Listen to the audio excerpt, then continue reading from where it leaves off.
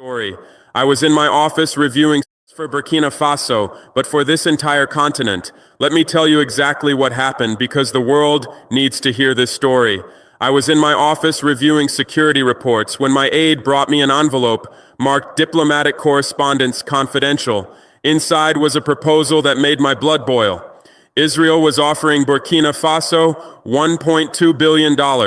That's more money than our entire national budget. But this wasn't aid. This was a bribe. They wanted me to stop criticizing their policies. They wanted me to convince other African leaders to go soft on Palestine. They wanted me to become their spokesperson in the African Union. And here's the part that really shows how desperate they were. They wanted me not to seal and shut down their business operations across Africa. For that, they offered me an extra couple of billions on top of everything else. Think about that for a moment. They were so terrified of losing their African business networks that they were willing to pay billions just to keep one soldier quiet. But this wasn't aid. This was a bribe to protect their empire. I read that letter 3 times. Each time, I got angrier. See, these people fundamentally misunderstood who I am. I didn't stage a revolution just to become another puppet dancing for foreign masters. I didn't risk my life overthrowing a corrupt government just to become corrupt myself and protect foreign business interests on my continent. I'm a soldier. Soldiers don't negotiate with people trying to compromise their mission. And my mission is African sovereignty, economic, political, and strategic.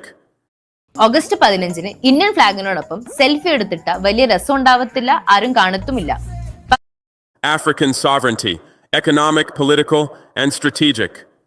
When I took power in Burkina Faso, I made a promise to my people.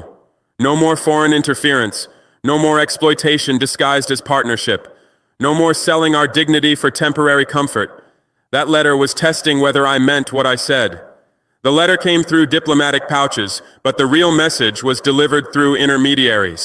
High-ranking officials from neighboring countries, supposedly friendly advisors, all suggesting I consider the practical benefits of this arrangement.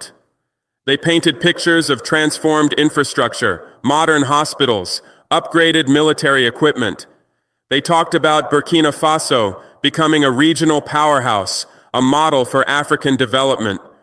But every conversation ended the same way. Just tone down the anti-Israeli rhetoric. That's when I realized this wasn't just about one letter.